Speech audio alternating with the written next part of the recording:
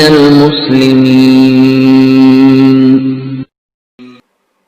وقال الذين كفروا إن هذا إلا إفك افتراه وأعانه عليه قوم آخرون فقد جاءوا ظلما وزورا وقالوا أساطير الأولين اكتتبها فهي تملى عليه بكرة وأصيلا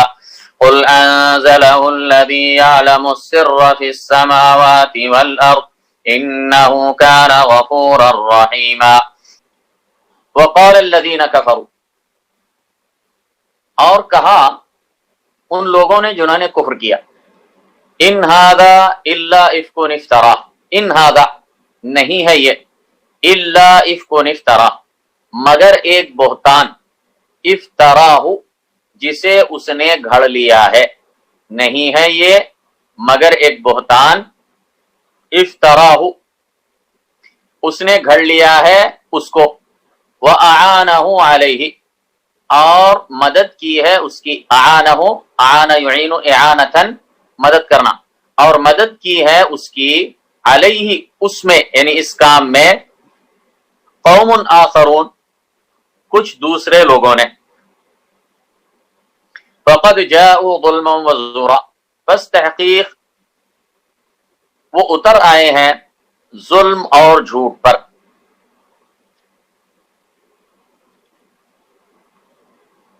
تم اللہ تعالیٰ مشرکین کے اور کافروں کے جھوٹے الزامات کا ذکر فرما کر ان کا ابطال فرما رہا ہے، ان کی تردید فرما رہا ہے۔ مشرکین و کفار نے جہاں اللہ تعالیٰ کے ساتھ دوسروں کو شرک کر کے ظلم و زیادتی کا ارتکاب کیا، وہیں پر مزید انہوں نے ظلم و زیادتی کا ارتکاب اس طرح کیا کہ انہوں نے اس قرآن مجید کو جو اللہ تعالیٰ کی آخری اور سچی اور معجز کتاب ہے، اس کے بارے میں انہوں نے یہ کہا کہ یہ ایک جھوٹ ہے، یہ ایک جھوٹ ہے، ایک بہتان ہے جسے محمد نے اپنی طرف سے گھڑ لیا ہے، یہ محمد کا اپنا کلام ہے، محمد نے جھوٹ موٹ اسے اللہ تعالیٰ کی طرف منسوب کر دیا ہے، یہ مطلب ہے کافروں کے اس کہنے کا۔ وقال الذین کفروا ان ھذا الا افک افترا، اور کہا کافروں نے کہ نہیں ہے مگر یہ بہتان، افترا اس نے گھڑ لیا ہے اس کو، یعنی محمد نے اسے اپنی طرف سے گھڑ لیا ہے۔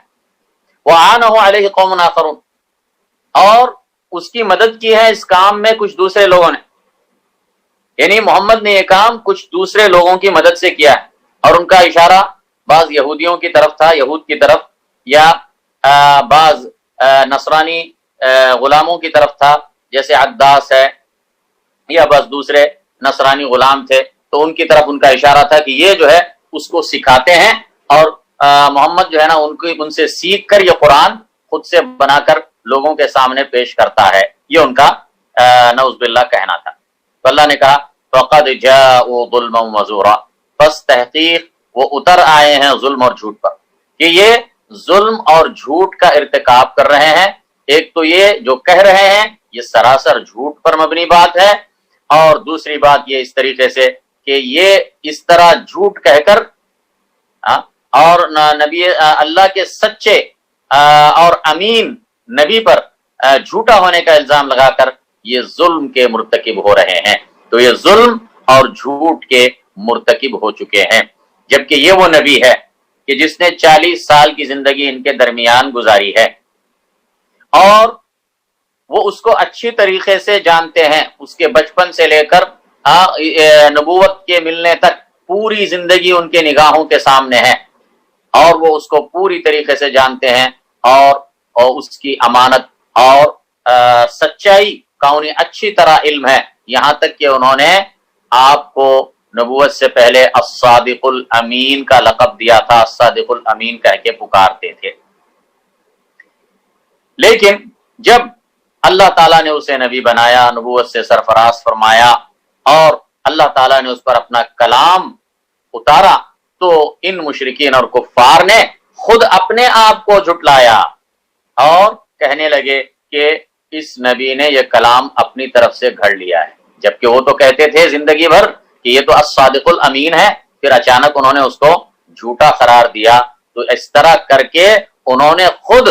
اپنی بات کو جھٹلایا ہے اور خود اپنے آپ کو جھٹلایا ہے، یعنی ان کو خود معلوم ہے کہ یہ نبی سچا ہے اور امین ہے، یہ کبھی اس سے جھوٹ کا صدور ممکن نہیں ہے۔ وقالوا اساطیر الاولین اکتتبها فهي تملی علیہ بکرۃ واصیلا، اور انہوں نے کہا اساطیر الاولین، یہ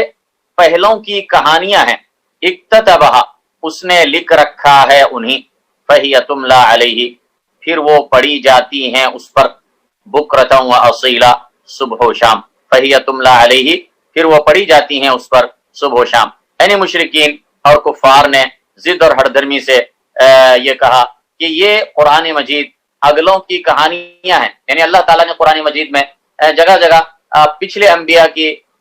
قصے بیان فرمائے، ان کی قوموں کے ساتھ جو واقعات ہوئے عبرت کے لیے ان کا بیان فرمایا تاکہ لوگ ان سے عبرت پکڑیں، تو انہوں نے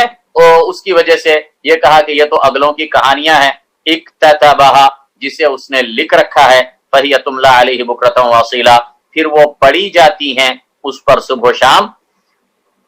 قل انزلہ الذی یعلم السر فی السماوات والارض انہ کان غفورا رحیما، کہہ دے انزلہ الذی یعلم السر، اتارا ہے اس کو، الذی یعلم السر اس نے جو جانتا ہے پوشیدہ چیز کو، فی السماوات والارض آسمانوں اور زمین میں، انہ کان غفورا رحیما بے شک وہ غفور الرحیم ہے۔ تو اللہ تعالیٰ نے فرمایا کہ حق یہ ہے اور سچ یہ ہے کہ اللہ نے اس قرآن کو اتارا ہے،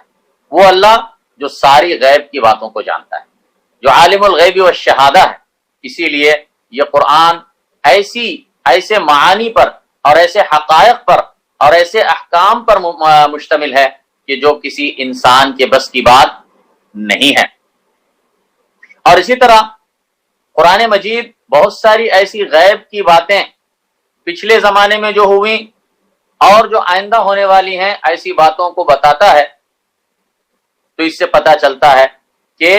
اس کا نازل کرنے والا وہ ہے جو غیبوں کا جاننے والا ہے، جو غیبوں کا جاننے والا ہے۔ قل انزلہ الذی یعلم السر فی السماوات والارض، کہہ دے اتارا ہے اس کو اس نے جو جانتا ہے غیب کو آسمانوں اور زمین کے، انہ کان غفور الرحیما بے شک وہ غفور الرحیم ہے۔ یعنی اللہ تعالیٰ چونکہ غفور الرحیم ہے، اس کے لیے اللہ تعالیٰ نے عذاب میں جلدی نہیں کی ہے کہ ان لوگوں نے نبی کو جھٹلایا، قرآن کو جھٹلایا، اللہ کے ساتھ شرک کیا، لیکن اس کے باوجود اللہ نے ان کو ڈھیل دی ہے اور ان کو موقع دیا ہے کہ وہ توبہ کریں، کہ اگر وہ توبہ کریں گے تو اللہ تعالیٰ توبہ قبول کرنے والا ہے، بہت رحیم ہے، بہت غفور ہے۔